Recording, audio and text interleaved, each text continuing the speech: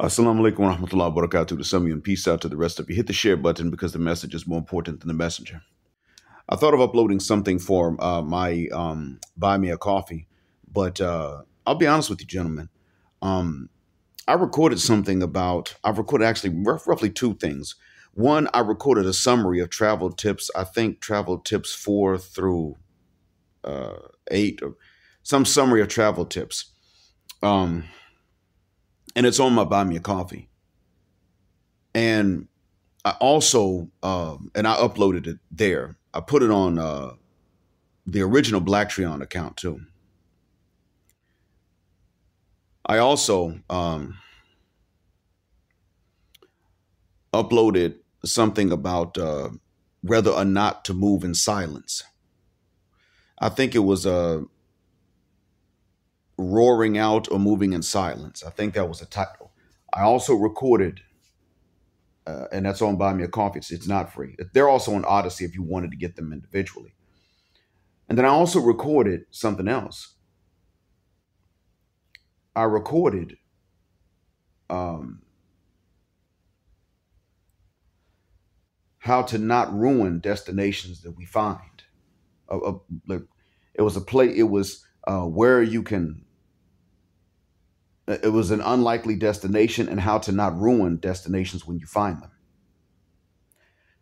I am telling you now about this here on the YouTube account for free because in light of what's going on in Medellin and in light of the arguments surrounding Pattaya that Travel Time with Paul is mentioning and Tom Yum Lechon is mentioning, and his beef with Game Abroad and Richie Mack and Travel Time with Paul and God, who else is it?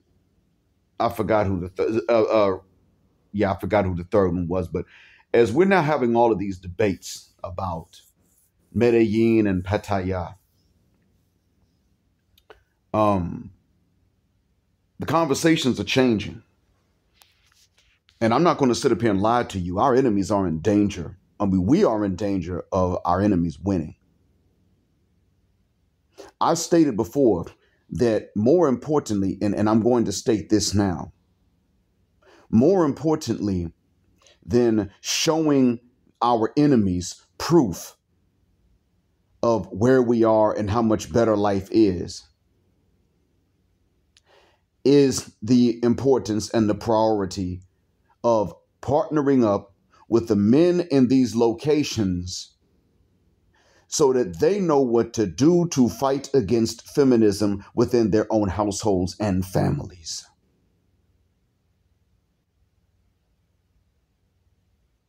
That is important. And many of us are still moving on this notion that we need to show these sisters.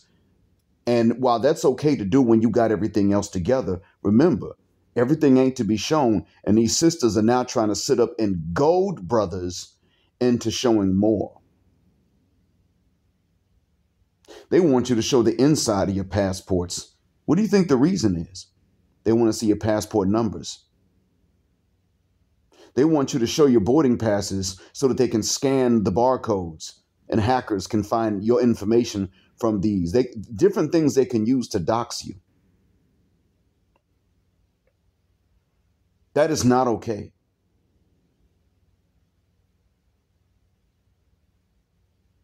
They seek this, and I want you to understand what it is that they're working for, because you see, while sometimes these pushbacks against passport bros are undeserved or they're overreactions, like in Medellin, they are still going to be against black men more than they're going to be against passport Joes. And this white Arab guy with a little black blood in him, and that's how he has described himself, named Amr Metwali, who goes on YouTube by the name of Alpha Male Lifestyles, has frequently and comfortably called us the N-word with a hard R, and then talked about going to Medellin himself and how the price of the punani is going up because of black men. Well, you know, the funny thing is that we really are still recovering from what was done to us in the West. That is true. I don't mind telling anyone that we're still recovering from that. There are things we have to unlearn. And one of the reasons I've been saying that Islam is a solution for us is because there are many things that you just immediately do away with. You shed a lot of weight. And eventually, as time goes on, you are moving more quickly over the waters because of the dead weight that you have gotten rid of. Fornication is one of those dead weights, but marriage is not, and polygyny is not. Trust me, after what you have dealt with as black men coming out the West, and some of you as black men coming from not the West, but coming from even back home at times, or other areas of our diaspora, where you had to deal with matriarchy, gynocracy, and hynocracy, the fitting reward for you is not just free fornication with this one and that one. It's not cream pieing the cervix of an Instagram model or somebody built like her in another country. It's not that. It is actually marriage to 2 or more wives, from whom you get the benefits of them being traditional because you're already going to get the responsibilities. This is the fitting reward.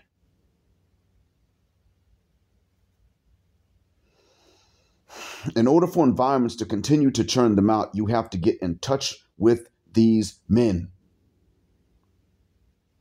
Become buddies with men. I don't see many of us show. It's actually better if you show off your buddies from Thailand, your local Thai buddies from Thailand or Cambodia or Laos or Vietnam or Cartagena or San Andres.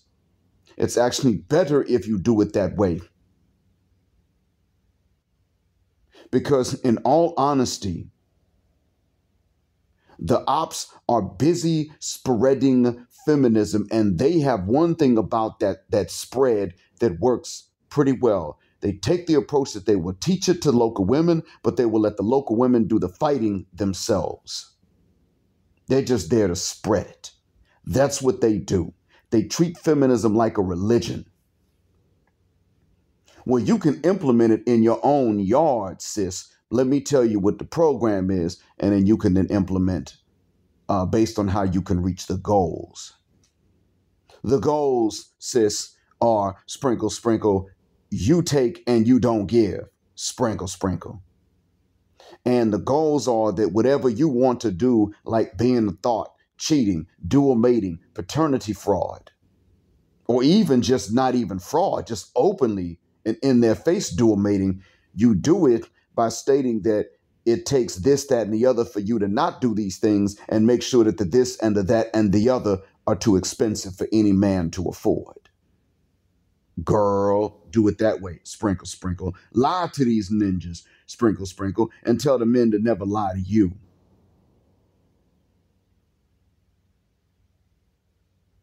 They're saying stuff like this, and they're letting the local women decide how they're going to implement this stuff.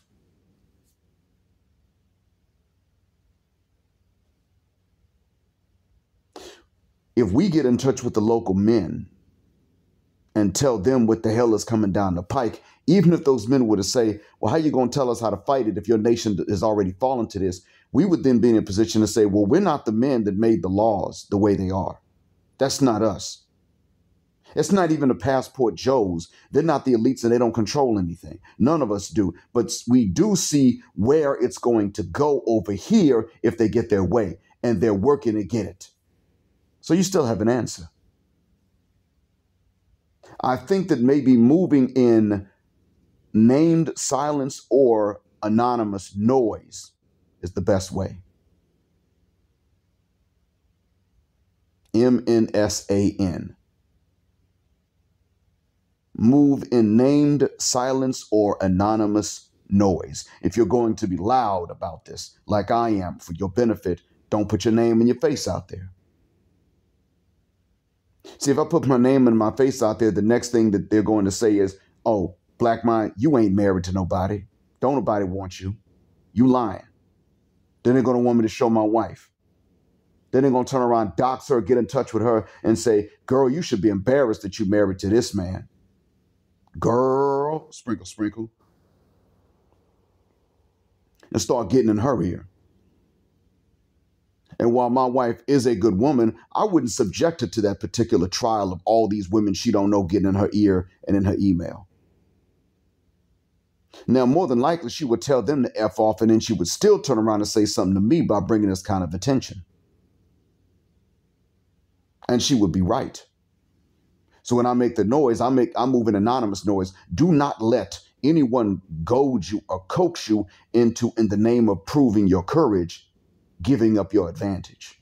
Because remember, they're relying on some of you to prove your courage by being foolish so as to ruin the benefits for the men coming behind you.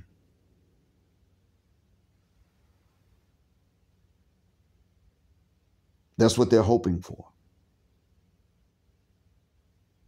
We don't want that. Now, there are other places to which we can look, but right on the heels of me discovering the issues that are surrounding or underlying Pattaya, not because passport bros are just plain stupid, but because passport bros being relatively new at such a high profile. Notice I'm putting that combination. Being relatively new and at such a high profile just merely don't know all of the inner workings of these new places. And so therefore, a lot of these men don't know how many other men know their girlfriends. Austin was not being stupid. He didn't know what Kate was up to. We weren't trained to investigate these women the way they're trained to investigate us. I don't think the travel time was what Paul was making up what he told us about Kate and how everybody else knew her. I don't think he was making it up, but Austin didn't know. But now we do understand how some of these things are working. And since we do get this idea, this understanding, we were in a position to be better prepared for Medellin than what we have been. Because I ain't gonna lie, Paola, that was on BMT's channel, kind of got under my skin when she said these stereotypes are based in reality. Black men are the main ones you see doing X, Y, and Z. We don't have the percentage of the population to be like that. We might be moving differently, maybe so. And I have stated, black men, it is not a good bet to go and pay for play. And if you do, you damn sure don't publicize it. I have stated this before. But the thing is that Wyatt's, Passport Joes have been doing this thing for decades. And the reason why they've been doing it is because it's not that they publicize it or that they hide it. They don't really do either one. They just reply as they are asked. But the other thing, too, is that they're simply not going to be as scrutinized. That changes things. Being black means you get scrutinized because we are the original. And you see, when you're at a debaucherous location and you see young guys going and chasing broads or paying, you say, well, this dude is young and he's going to know less, and he still knows well enough, but he's going to know less. But when you see your granddad, your own granddad, in these locations, paying to play, chasing broads, and then putting it on camera, yeah, man, see, look, grandma, these young things treat me better. You're going to look at granddad and be like, even if grandma ran granddad away, dang, granddad, that's what you're doing? Well, we are the grandfathers of these men of other races, and they either know this consciously or they know it subconsciously and not consciously. Those are the two options. Now, I didn't say this last night when last night when I was on live with International Passport, because this particular thing did not come up. But I could have worked it in there.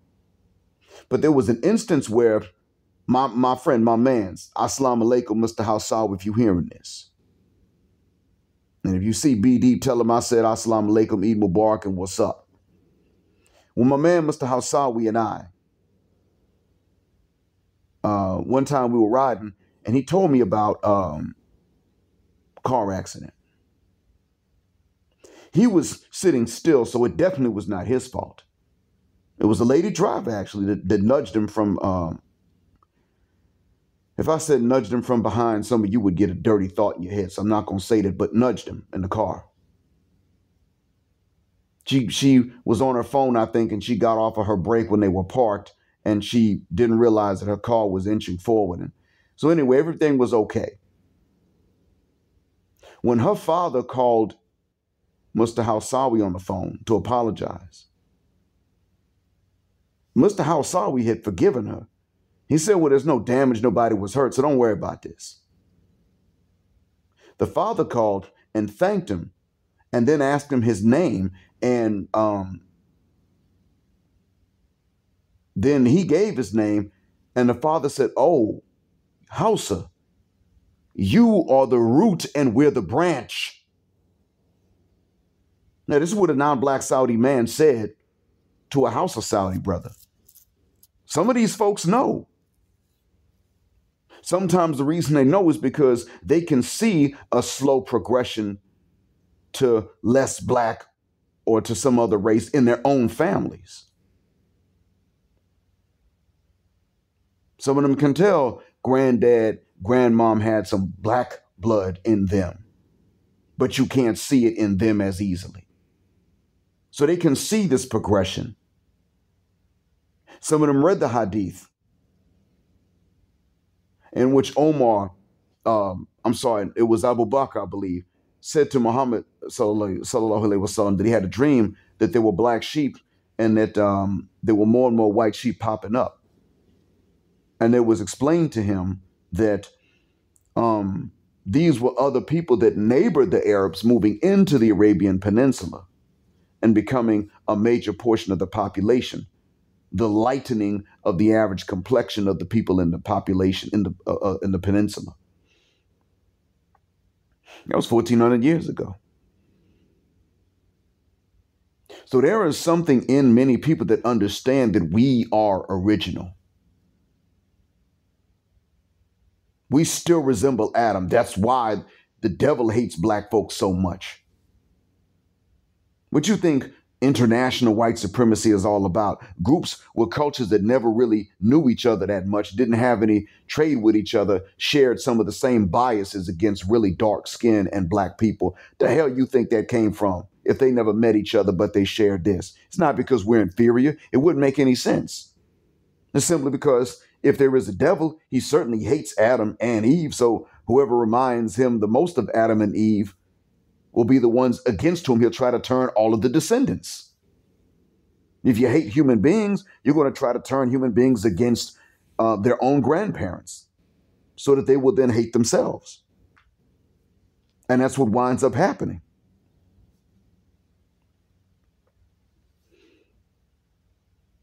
So when we do certain things, we're not going to get away with it. And sometimes it has to be due to an anti-black bias, and it's not excusable. But in other times, it is due to a disappointment when we do worse.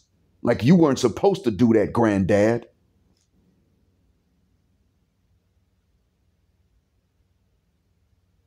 So Paula considered to say, I love black men on BMT's channel, but the fact remains, Paula and some other lady who practices law was sitting up and trying to say passport bros were the issue. If Medellin is cracking down in any way, directly or indirectly, on black men,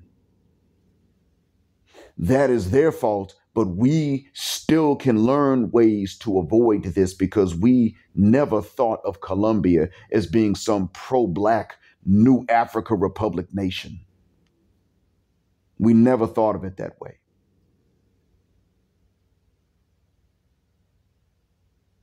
And don't confuse chicks digging you for the whole nation accepting you. Don't think that way.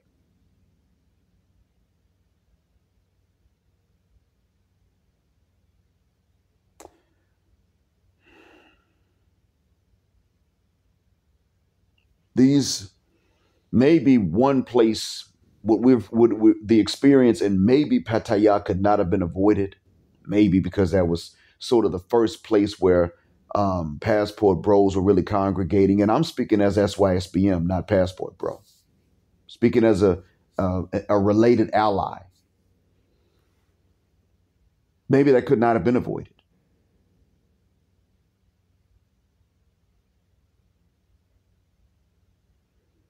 But by the same token,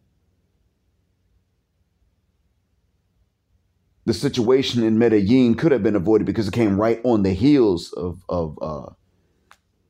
at least my discovery of what's really going on under the surface in Pattaya.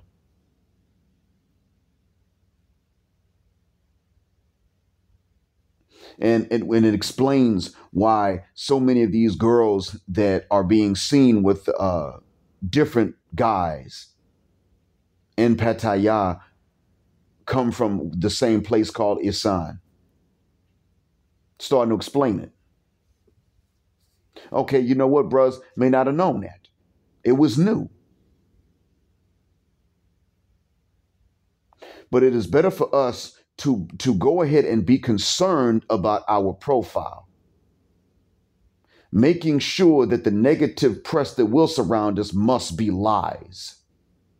It's going to be there, but make sure it's lies, because there will always be honest people that will say that's a mother cuss word lie if they know it. And one of the best ways for that to happen is to be buddies and friends with honest men from these environments as well. That's the best way. Look, we got good manners. We know how to obey the laws when we go somewhere. The only way we can't obey the laws are when the laws require for something impossible for anybody, or when they change them and don't publicize them. That's the only time we don't really obey it. Especially if we're traveling. We don't travel to places to break laws. We don't do that. Only Johnny Somali does that. And frankly, he's actually Ethiopian. He said so himself. And Somalis are aware that there's some Ethiopians that are misfits, even by Ethiopian community standards. So what they do is they identify themselves as Somali to non-East Africans when they go and cut a mother cuss word fool. This is known. And he's an anomaly. And so is Gino, that was disrespectful over there in Thailand. And then talking about, I pay money, I pay money. These dudes are anomalies. And they do this in order to chase after attention. Generally, and that's also because, guess what? Their travels are funded by people that want to see them do this. But we don't go out and work and use our own money saved up to travel just to break somebody's laws. That's not something we do. We don't even feel entitled to do that. It is normally not even Europeans, but specifically Western Europeans and their diasporan descendants that will do stuff like that. And usually it's not even Europeans per se, continental Europeans. It is their diasporan descendants from the United States. Even Canadians got more sense than that. It's the Americans that have the ugly American stereotype. I'm American. Great. Welcome to this country. If you abide by these rules, you'll be fine. But I'm an American. I'm going to obey American laws. Matter of fact, I'm going to disobey some of them too, because I don't have to obey these rules because I'm an American. And they say, yeah, go ahead and break this law. You're under arrest. Call the American embassy quick, please. I actually saw a Canadian guy doing this. He was an anomaly too. No, yeah, he was Canadian. He said, I'm not going to move or anything until I see an American police. And he was being driven on the back of a truck in Mexico. And he said to call Canada. I mean, I almost thought it was scripted because he was so dumb. Apparently, he was American and Canadian. And that there are quite a few people that have both citizenships. There's that. We would know not to go into Mexico and start violating violating Mexico's laws. We don't think that we get away with that. That's not how we roll. Since we already are capable of respecting where we are and going by the rules and obeying showing good manners and things like that, all we really had to do was put that to use, acting as our own diplomats and ambassadors. That's what I've been trying to do since I got here on your behalf, brothers. You already ain't criminals. You ain't racist. You ain't arrogant. You just don't like to read and plan ahead enough yet. And I'm talking to the ones who do travel more recently.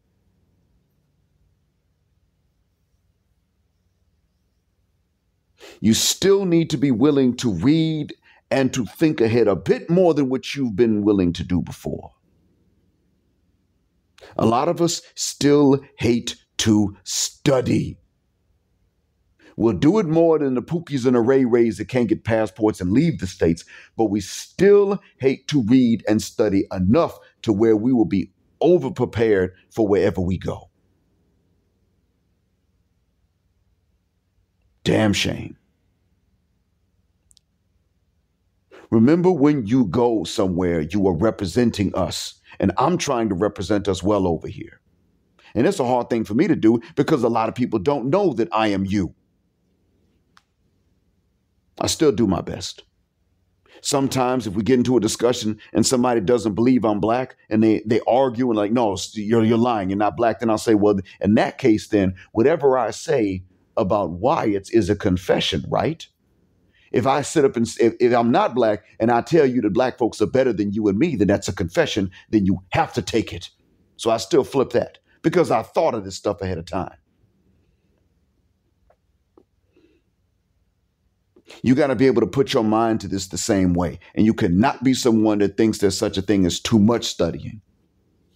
I mean, maybe there is such a thing, but what I'm getting at is that you still must think tactically and strategically.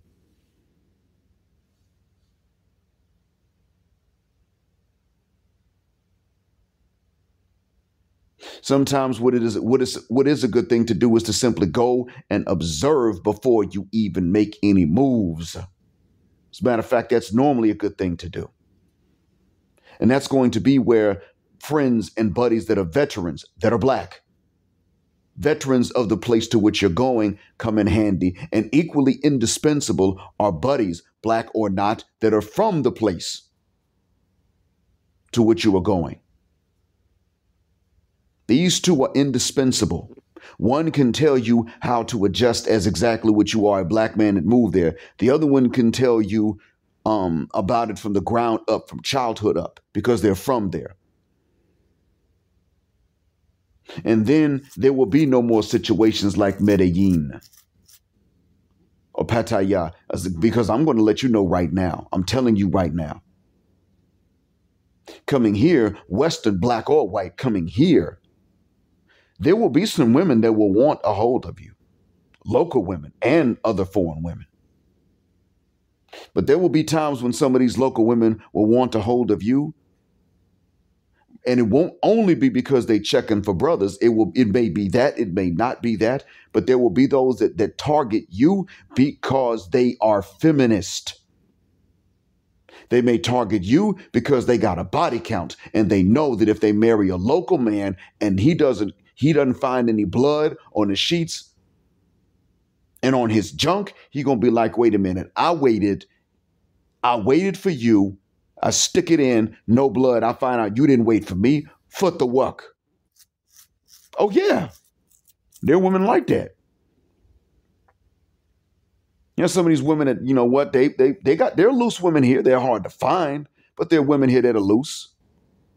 And they do something and they think about it later on. And they're like, some of them say, well, you know what, I can go ahead and be loose because Western men don't know. They don't know about the blood and the hymen.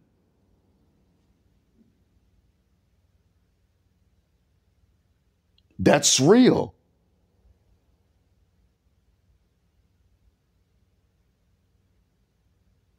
And there are women that make they make decisions like this because not only are you not from here, but because you're not coming from as conservative a culture, and therefore they feel they can get away with more. There are women like that. That's not a compliment when they choose you. And then there are others, like I said, they checking for brothers. There was a black British brother. He's still here. I work with him. He was at a wedding. And the lady that was getting married came around and met his mother while he was right next to his mom.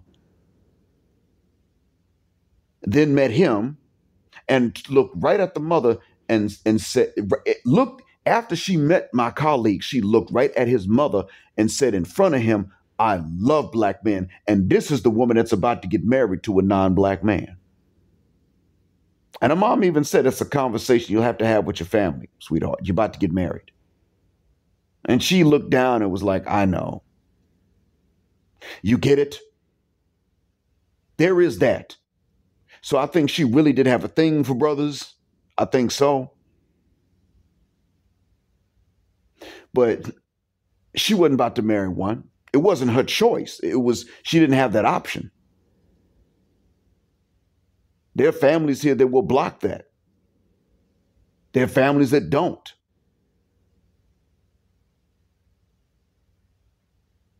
But if we know that we are being treated differently, or we know that we are being scrutinized a bit more, you do not merely just ignore that. You actually try to weaponize that too. Tai Chi this stuff into your advantage. Because you think about this. If you're being watched more closely at a job at which you're new, then you can let them catch you doing even more.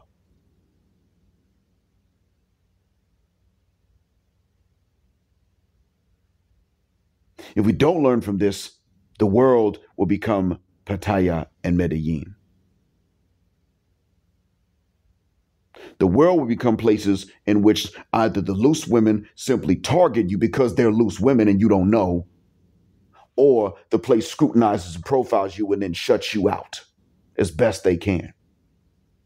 If we're not careful, because the Western niches are going to spread feminism and misandry, and local women are going to protect their own rights naturally without these things, which is normal. But unfortunately, bad press still does exist.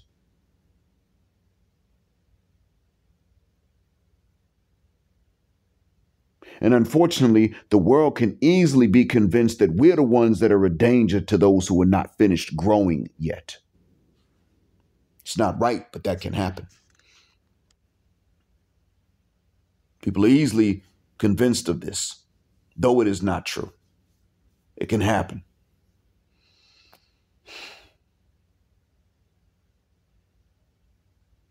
Because in all honesty, we've been convinced of our heavier involvement in things that we were not heavily involved in.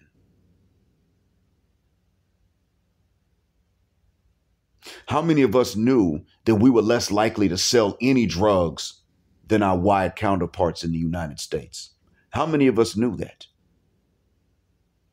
Use was pretty equal among races. Drug use. But drug trafficking is something that most black folks did not do. And it was something that actually was not likely to be done by us, relatively speaking.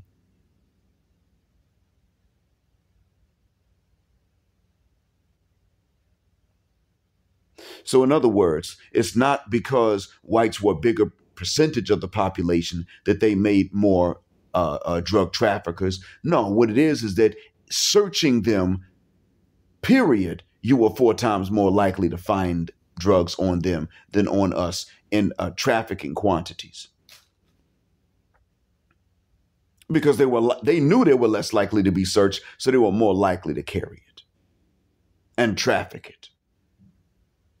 This was something they knew, I knew. Most of us didn't know, so most of us thought that drug trafficking was a crime of us.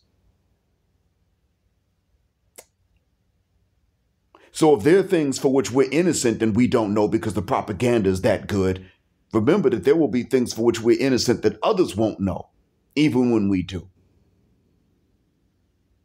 And trying to get that with the underaged is one of those things we've generally avoided. We find that sort of thing disgusting. Most human beings find that disgusting.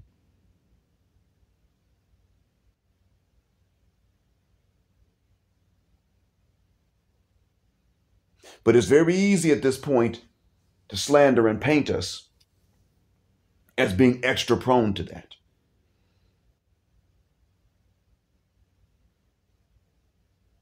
That is bothersome. I do get sick and tired of hearing about stuff like that. But I get more sick and tired of these things being an excuse for people to start looking at us and cracking down on us when it ain't us doing it. That's not our fault. But I want us to start learning from these things, and I want us to start paying more attention to the ops and their efforts against us. Feminists want the entire globe to be as bad as Baltimore, Miami, Los Angeles, Atlanta. You know how bad it is in Atlanta and LA? That's what they want the world to be like. They want any place that we might land to have a bunch of OnlyFans and Instagram models, fours thinking they're tens and acting accordingly.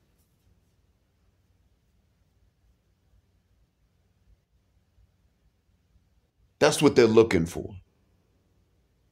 You think it's a coincidence that you got a butch chick and Pattaya destroying $3,000 worth of property after Passport Bros helped out to get settled?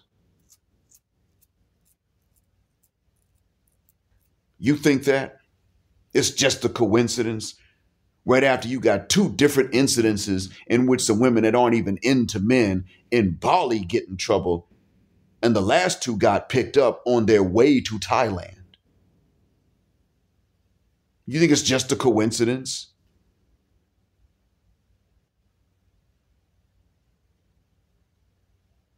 They made themselves look worse than they made us look.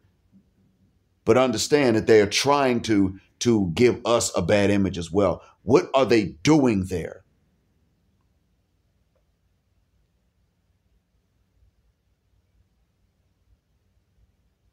What are they trying to teach?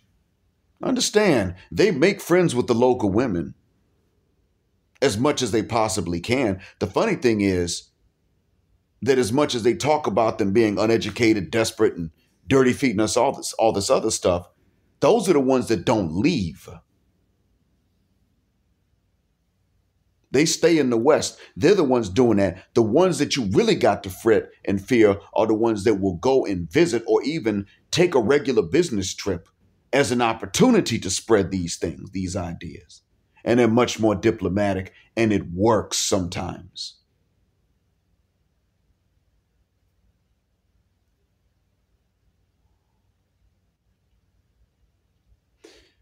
They want to make sure that you don't have the option of a traditional lady.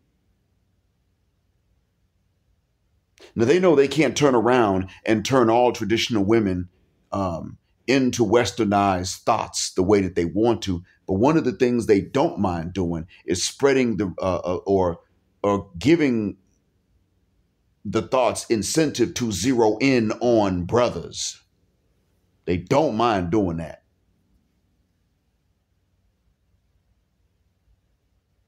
That's one of the ways that Pattaya became how it was. It's one of the ways. It wasn't the only way. It started off as a town that was, a little R&R for soldiers that were off duty during the war. It started off like that. So it was an easy thing to turn it into what it is today. It probably didn't take much work.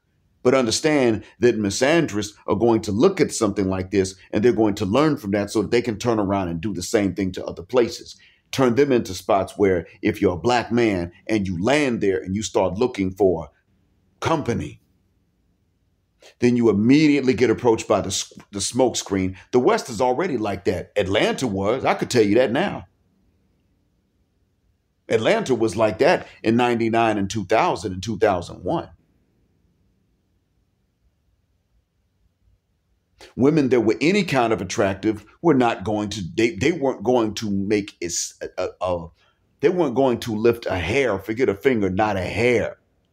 They wouldn't move an eye muscle in any direction that might actually be an effort to get a good dude. Rich dude, yeah, maybe so. Married dude, yeah. Jailbird, yeah. But, a good dude, no. Wouldn't do it. They look down on you.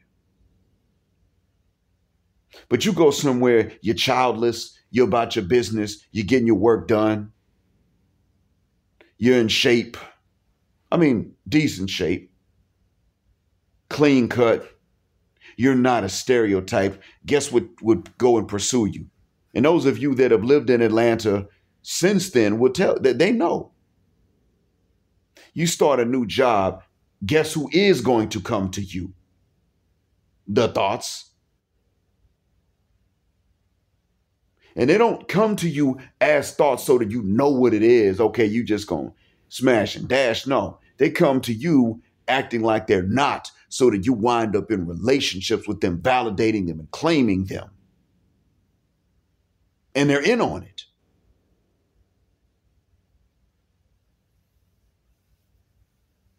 Just to make sure that you don't have any better options because they don't think you deserve it.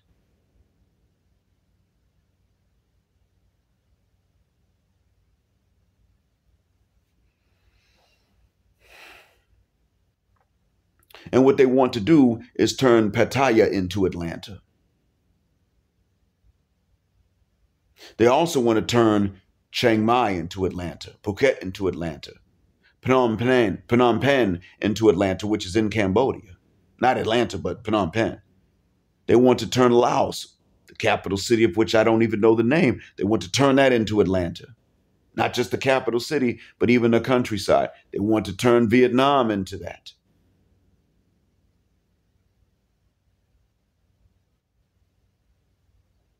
That's what they're looking for. And one of the best ways to avoid that is to not go and pay for play, especially in ways where anybody else might notice what you're doing. One of the best ways to avoid that is you don't move with noise with your name and your face.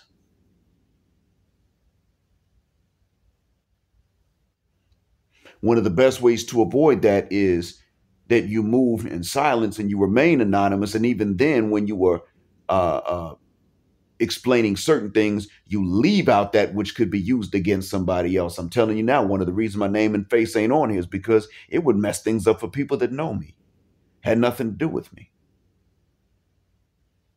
Well, I mean, had nothing to do with me moving, had nothing to do with looking for wives or anything like that. It would ruin things for them too.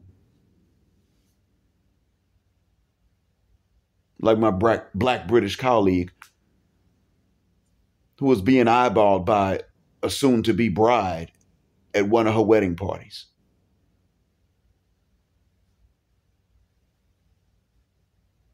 Yeah, it was bad. He's already married, got several kids. If I put my name and my face out there for everybody, then one day he and I could just be eating at a Thai restaurant one weekend, just, hanging out, taking it easy, chilling. Somebody walks up, yeah, black man, you over here trying to ruin the local women. And who's this? What you here for? You chasing Punani too, even though we don't pay for play and we're husbands and we're Muslims. There are enough foreign women here, black and white, Western and non-Western, to cause trouble like that if they chose to. You are waging a cultural war at this point. You are finally fighting back. I know your measures are largely evasive and not offensive and counteroffensive and don't warrant the opposition you're going to get. The fact is the opposition is already there. That's why you got to lead west if you can. That's the truth of the matter. So don't underestimate what they're willing to do. But you keep underestimating it. You keep acting as if they don't have tricks up their sleeve. You keep acting as if they're just going to quit and they're just going to give up. They're not going to. There's still more simps than there are aware men, and there's still more hyenas and misandrists than there are repentant women of the West.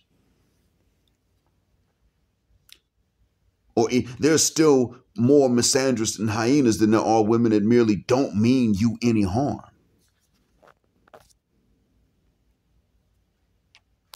Brothers,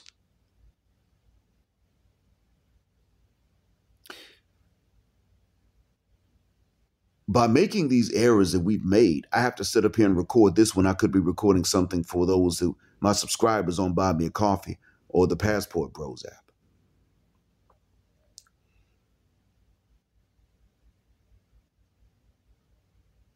Get your stuff together, gentlemen. Get your tactics together. Get your plans together. Get your understanding, your preparations together.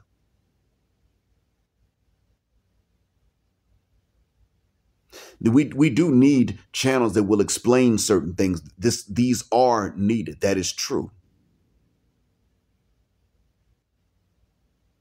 But we also need to learn more. If I know your real name, I'm not going to say nothing. That's the first thing to understand. When it comes down to us networking with each other, yeah, maybe I find out your real name and I don't tell anyone anything. Now, I'm happy not knowing many people's real names, but when I find them out, I'm happy to not say anything. What is the reason? Well, obviously, it's because your privacy remains intact. And what this means is that when you find a location that is good, you are free to operate in that location, properly representing us, laying the groundwork for other upright Black men to go and start families. And then when it becomes enough of a pattern, then we can disclose a particular location and say, this is where they know, this is where they view you as being upright and family men, upright, righteous patriarchs. The image is already there. Now, if that's the type of brother you are, go ahead and come over here and start looking for your family, or looking for your wife to start the family. Or hell, if you're too old to start a family, still looking for a wife.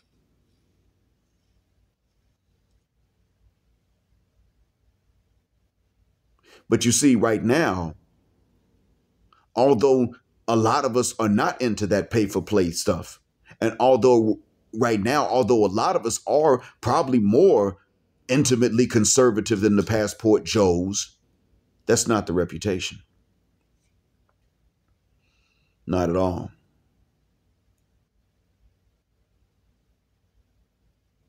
And quiet as it's kept, Passport Joes are also going to be behind some of the profiling of Black men, because the way they see it, certain things have been cheap, financially speaking. But not only that, they've also been able to ask for some of the really unconventional and degrading things in exchange for less. Whereas most of the time, we don't generally want to do degrading things anyway. When we are on top of or underneath some of these other women of other races, I mean, they're neither white nor Black, or they are white or Black, we don't generally seek to do the things that are degrading to them. We don't generally mean to make that a part of the experience. It's not how we tend to get down. We already know from things that divestors or former divestors are saying or disclosing, or all the jokes that many of you have cracked about something called ghetto gaggers. Just the jokes that people have talked about it, the way they referred to that, tells me exactly what it is that certain descendants of Western Europe like to do when they're laying down with women that are not of the same genetic origin as themselves.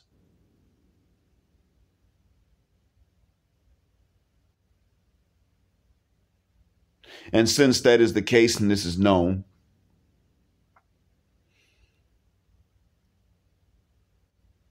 then let me tell you,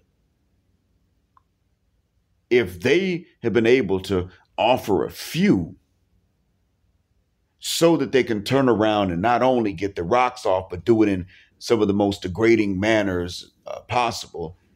And they probably record this stuff too, because that's more degrading. And then you come along and you're selling yourself cheap,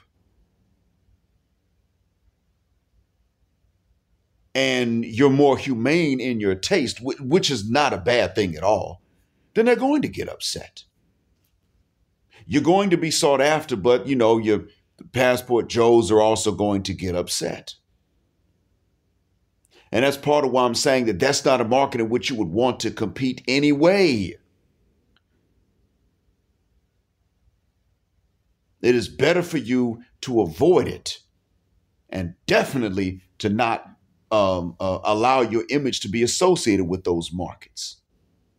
I've stated before, fornication is not going to pay off. It doesn't pay dividends anyway. Being publicly associated with that is going to make it even more expensive. Not just financially, but in other ways too.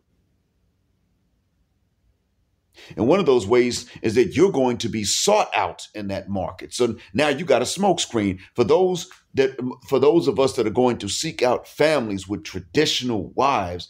It's like when we land, now we're going to have a smokescreen coming up to us, and we got to try to wave the smoke away so that we can see past that smokescreen. That's what I use to refer to the women that you don't want, that then come and seek you out, and in large numbers, to where they make it hard to see past them. That smoke screen's already there in the States. Most of the dating market is a smoke screen. Most of the mating market is a smoke screen, including the marriage market. They're the ones you don't want. They got an angle. An angle can't be a mutual benefit, because they can't brag to their friends about give and take or mutual benefit. No, they got an angle that they take and don't give. They can get high-fived at the hair salon for that.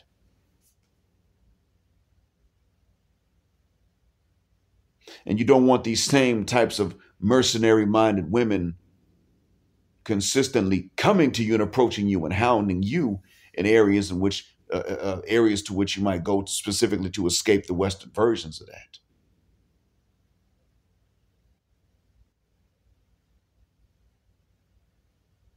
That you don't want.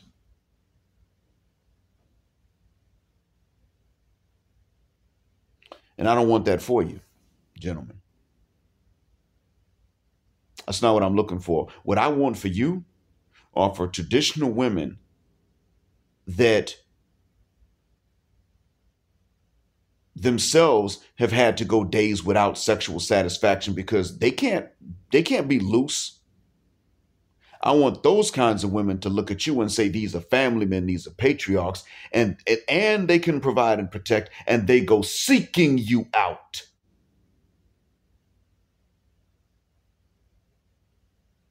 That's what I'm looking for.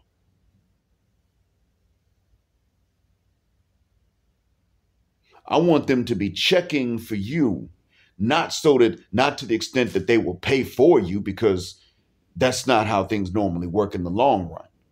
But to the extent that they would at least, since you are the protector and the provider and they're traditional, they would at least seek you out and openly show a preference for you. And will do what they should do in the traditional definition and roles to spoil you. That I want for you. The one who knows how to cook and clean and get your laundry done. Keep your stomach full and your testes empty. The ones that know how to do these things, I want them coming to try to do these things for you. I don't mean by paying for you and buying you per se, but you understand, that's what I'm looking for. But if they're traditional women, it's understandable. Traditional women do understand that they cannot be competing with thoughts for the same women, with 304s. I mean, with 304s for the same men. They can't be competing with them for the same men.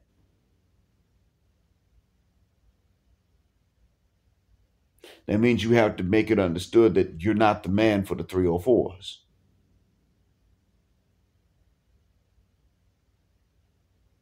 And if you are, you ain't gonna tell anybody because the next black man ain't the man for the 304s.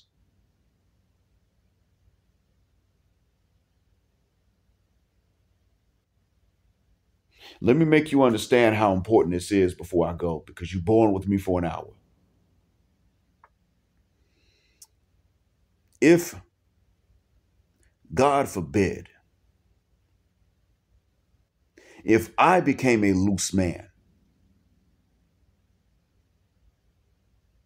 it would not only be my job to hide it because I'm Muslim and we're not to disclose our sins nor boast about our good deeds, but it would also be my job to hide it so that I don't mess things up for the next black man. God forbid I ever go that way.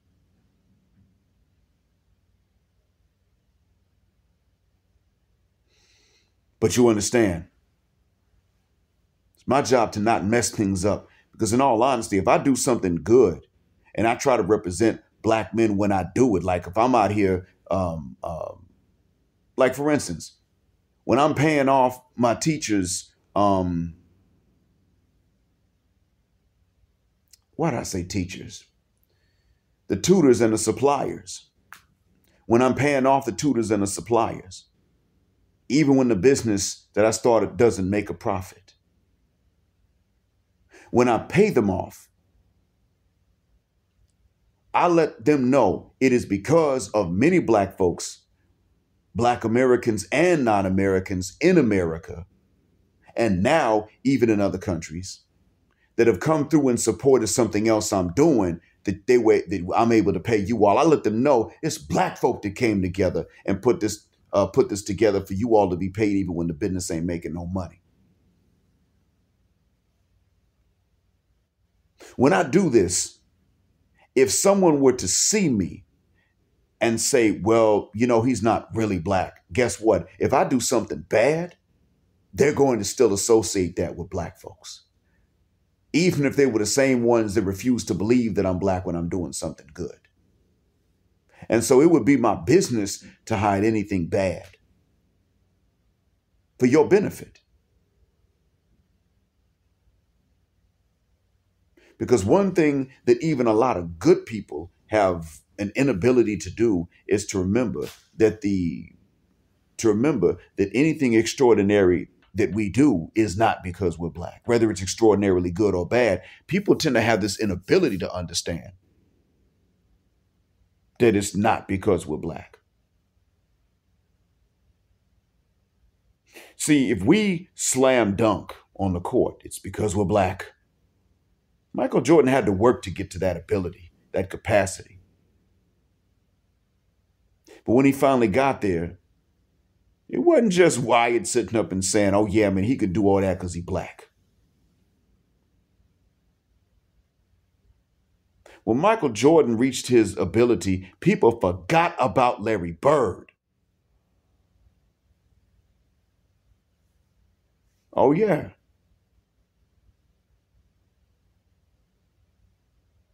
Absolutely. But that's not all. When it came to the dirty movie business,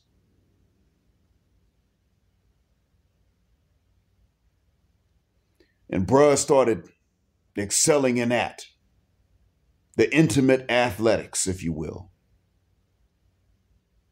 everybody all of a sudden forgot about John Holmes. So rather what we do is good or it's bad. Once it's extraordinary, people tend to have this inability to remember that it's not specifically because we're black that we excelled in whatever it was that was good or bad.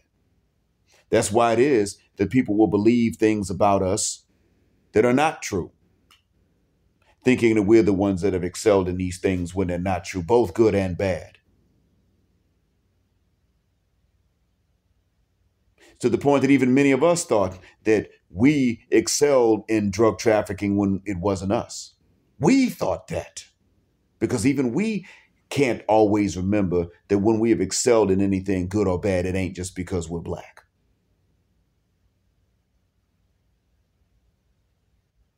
when we have excelled in baseball, basketball, boxing, it is because we go 200% into whatever we go into. When Usain Bolt excelled and became the fastest man on the planet, he trained for that. He made the sacrifice.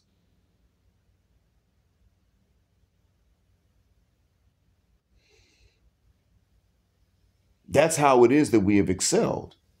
What we're really interested in, we go into it 200%.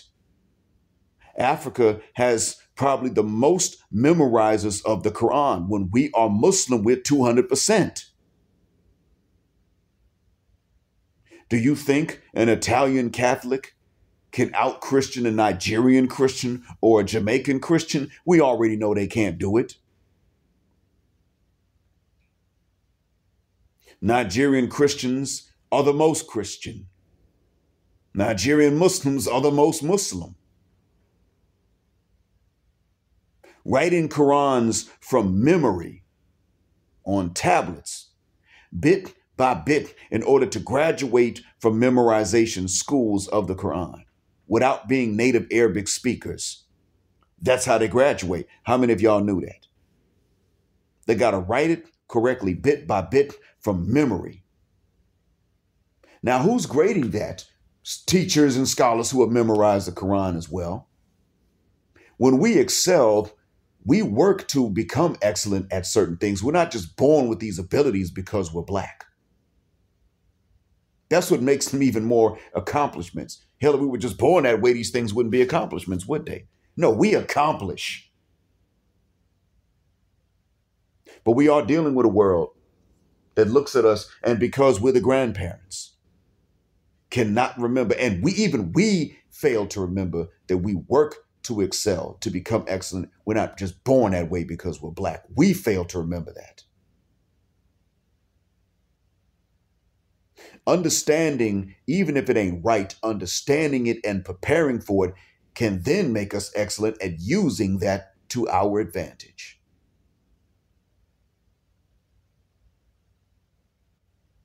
So in all honesty, gentlemen, we don't even have to pay in order to play. I mean, we don't have to pay just for play. Pay per play, I should say. We don't have to do that. I stated this before. If we decide to become the best husbands and fathers on the planet, we will become the best husbands and fathers on the planet. We have already become some of the best fathers in the United States, according to the CDC. They had to confess. To the point that misandrist hyenas have even accused the CDC of lying on behalf of Black men. The U.S. government lying to make Black men look better than we already are. Imagine that. That's outlandish. That's the real impossibility, not us being the best dads. So imagine we start putting that into also being the best husbands. Wait a minute. If there was a way to effectively study who are the best husbands, who's to say we would not come out at the top of that as well? All they have to do is define which metrics they're going to use to determine that. And once somebody makes that decision and funds that sort of study, believe you me, there are going to be a lot of Black men who don't know about the study being carried out, but they're going to be the ones who do know that start sweating bullets. If we ourselves understand this, then when others come to realize this as well, we won't be paying to play. We will merely be paying the bills. And those who want to be wives will be coming for us, which sometimes already happens anyway. But they will start seeking us out in larger numbers, even if their preference was not us from the beginning. And there won't be anything we could do to stop that.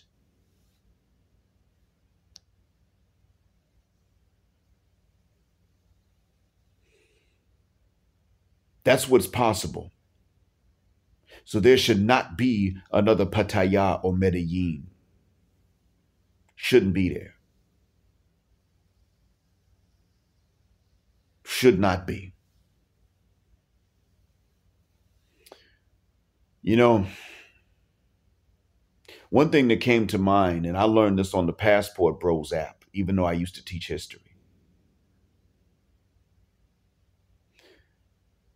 But one thing that came to mind was that before Haiti had its rebellion and revolution, making it the first independent black republic of the New World. Hell, the first black republic anywhere. It's older than Liberia, remember? It's older than Sierra Leone. But even older than its freedom from France, Palenque in Colombia was black and free. It is the first black free territory of the New World, of the Americas. And that's in Colombia. We are not tricks. That's not our heritage. And people can tell this about us. We know this subconsciously and consciously. They know this subconsciously and consciously. Black men tricking is not a good look. I'm not here to sit up here and try to ding-a-ling police. That's not even why I'm saying this. There are people that ding-a-ling police for different reasons. I'm sitting up and telling you to police your own Johnson because it's not even natural for you. It may fulfill a natural concern. Yeah, I get it. But it's not your natural way to go about it.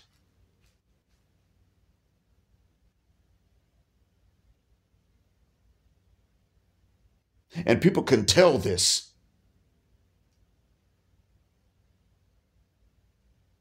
Come on, granddad, get it right.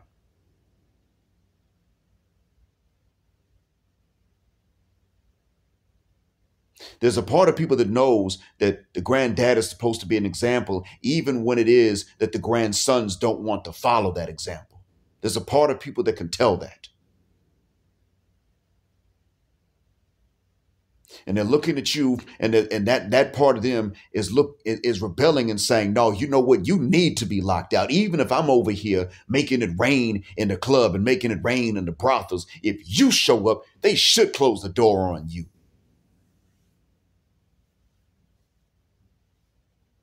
That part, I must say, I can't argue with.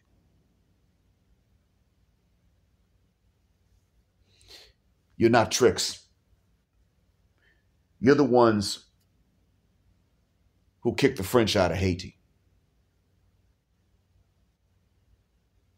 You're the ones who began the Palenques. You're the ones who began the Quilombos in Brazil. Not only Quilombo dos Palmares, but the other ones as well.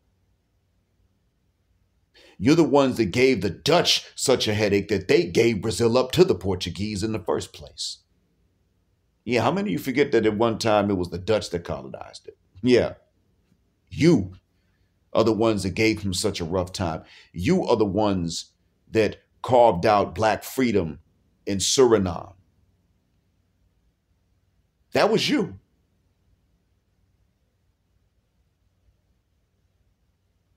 You were the ones that forced the Brits to have to import people into certain parts of the Americas from India because you weren't going to work for free anymore. Even if you had no other job options, that was you. You did that.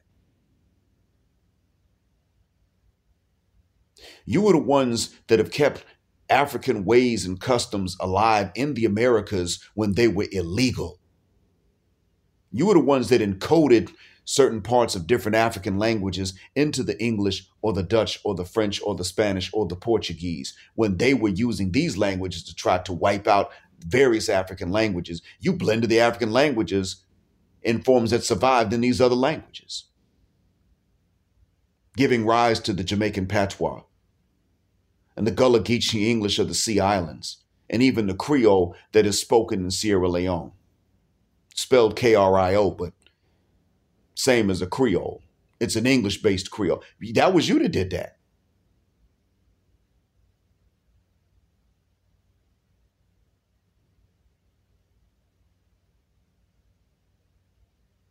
You've done more than just give music to the world that they can't live without. You've given substance that goes beyond just music and art. And look, your music and art, I can't even take credit for them. I can't say our music and art per se because I don't have that talent.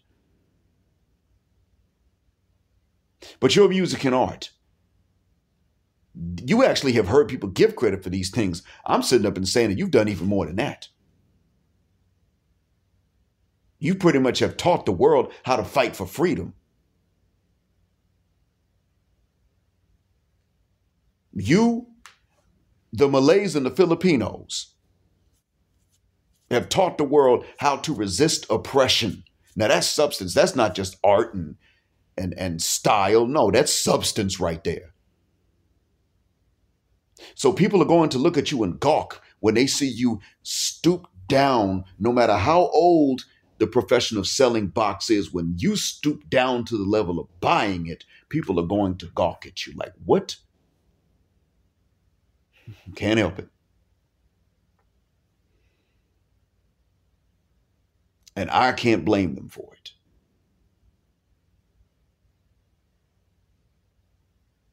Because understand this,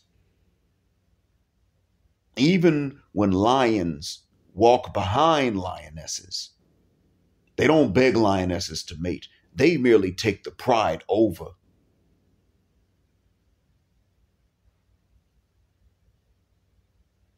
But they know they don't beg lionesses. And it is the same thing with you. You're like the lion begging not only the lioness, but you're like the lion trying hard to impress hyenas that are passing themselves off as lionesses. And others can see that. The hyenas can see it. The lionesses can see it. And others can see this. And they simply are not capable of just being as lenient when you do that as they would be when some other guys do this. They're just not capable of saying that because they're looking at you and they're saying, you're not a male hyena. You don't run behind a hyena and beg. You're a lion.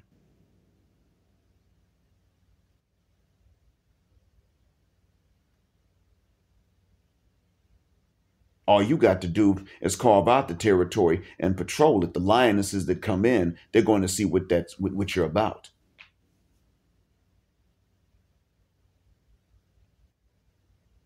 That's what is going on to a certain extent in the subconscious minds of people when they start to profile you.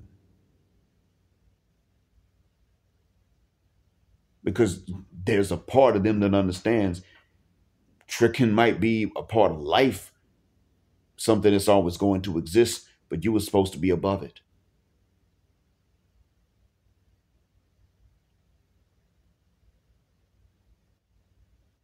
It's just like when they look at sisters that sell the box. They may even buy it, but they're looking at her like, come on now, Eve. Come on, Grandma. You may know how to do this. You may know better than them how to do this, but why should you? Come on, Grandma. You shouldn't have to.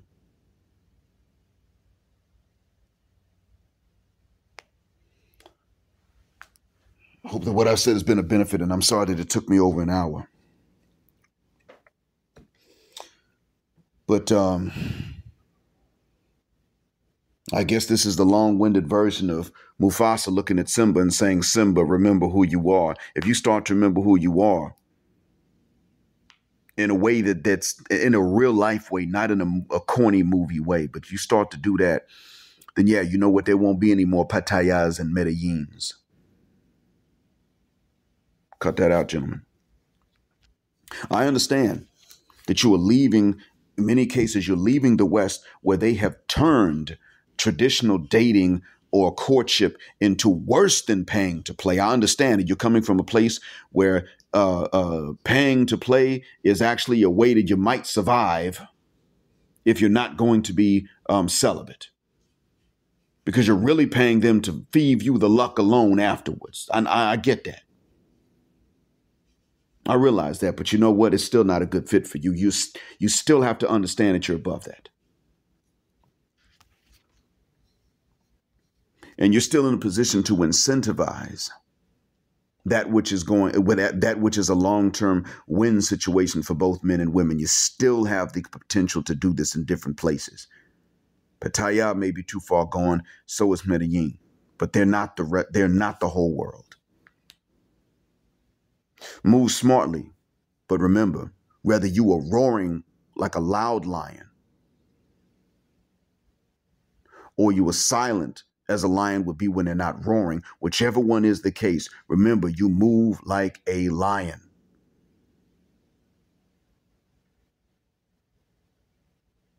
You are not to move like your grandsons. You are the root and they're the branches, but that comes with a responsibility. You don't get to be as fragile as they are.